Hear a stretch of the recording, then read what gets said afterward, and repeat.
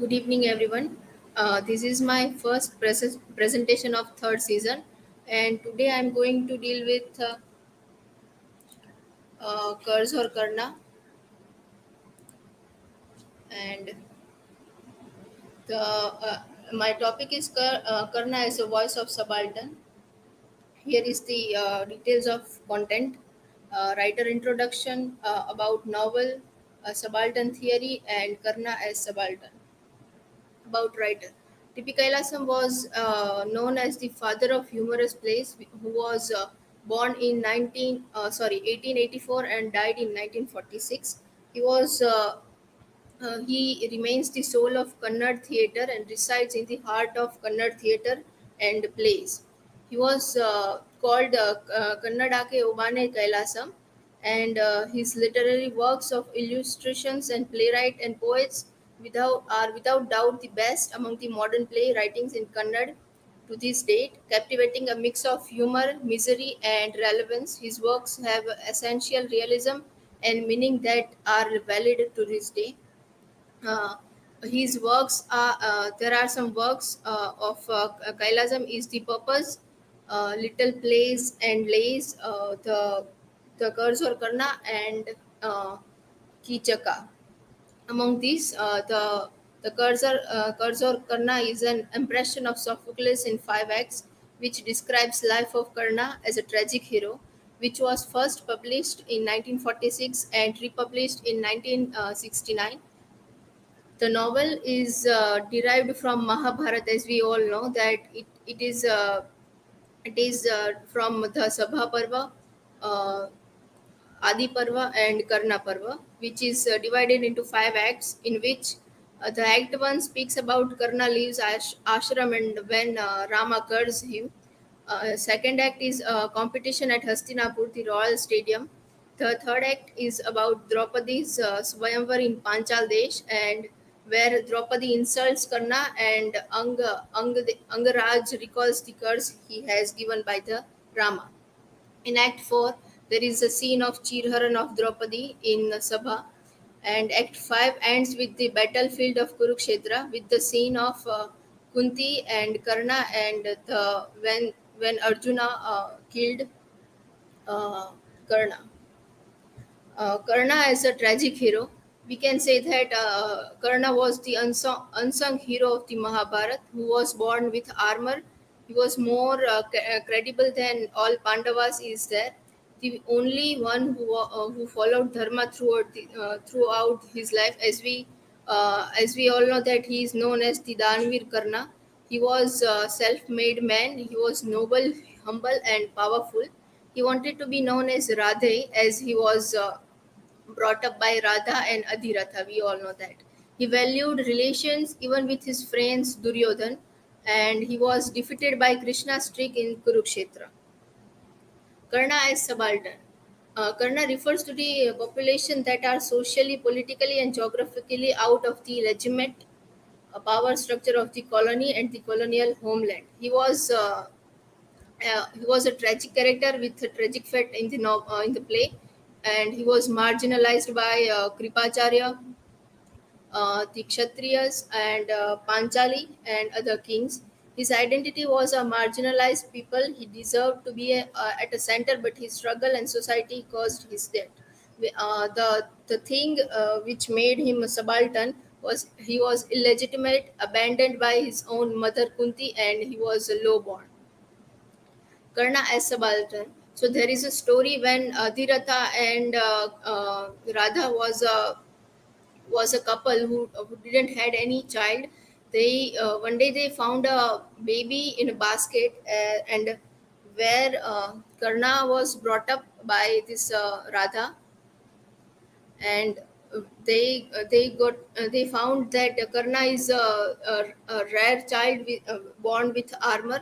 So he thought to give him a teaching in Dronacharya's ashram, where everyone, prince and Pandavas, were living differently, and he was in other side. So he asked his father that, is it crime to be a Sutaputra? Why do scriptures sanctions this class based discrimination? and where does my fault lie in this all? To console Karna, Adhiratha sensibly replied, My dear son, during your education, you will surely study scriptures and find out yourself that they don't sanction any kind of discrimination.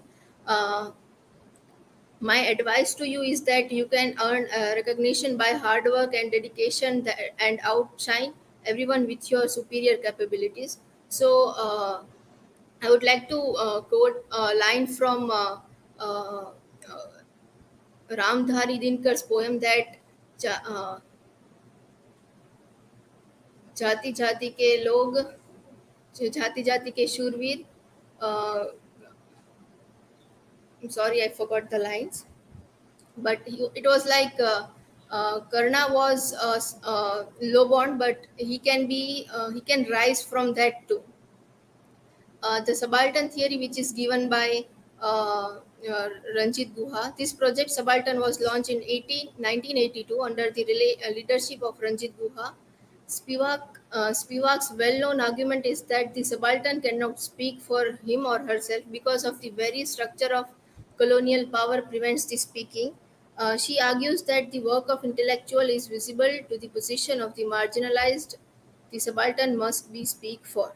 The subaltern term is borrowed from the Marxist Italian Marxist Antonio Gramsci, who signifies the oppressed class. The subaltern theory is the project argued that traditional historiography and only celebrated the actions to elite. Thus, the freedom struggle in traditional history was represented as the story of the action as selected leaders like Gandhi, Nehru, and Tilak, and it ignored the peasant and tribal rebellions that preceded for the formation of the Indian National Congress. So, the tribal rebellions are not in that much light as much as this Gandhi, Nehru, and Tilak has. There is one rebellious man named uh, Tilka Manji who uh, fought for a nation against the British East India Company in 1770 to 1785 for 15 years, and he is not that well known as this Gandhi, Nehru, and Tilak.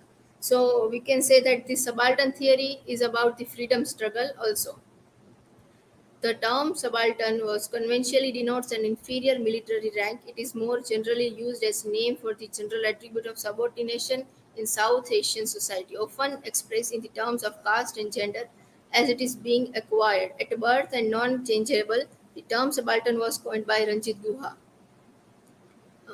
And the thing is, Karna was illegitimate, abandoned by his mother, and there are several scenes where Karna was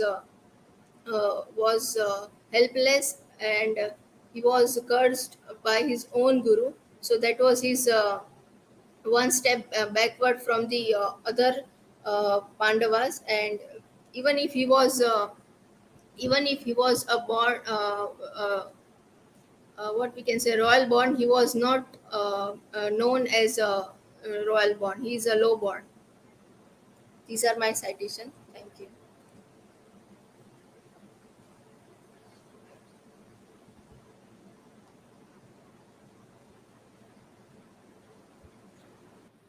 Am I audible?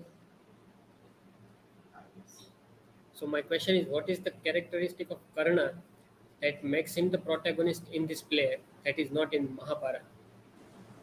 So the play is about Karna, and the reason why Kailasam took him in the center, because as mentioned in the introduction, Kailasam mentioned that he is a writer of misery, and the only character of Mahabharat which is what we can say not in that much light in compared to other is Karna, and there are a lot of કહેવાય ને કે અ, કોઈ એક વ્યક્તિની સાથે ભેદભાવ કરવામાં આવે in compared to everyone. તો કર્ણ સાથે થયેલું that is why Kailasam has took him as a protagonist in the play.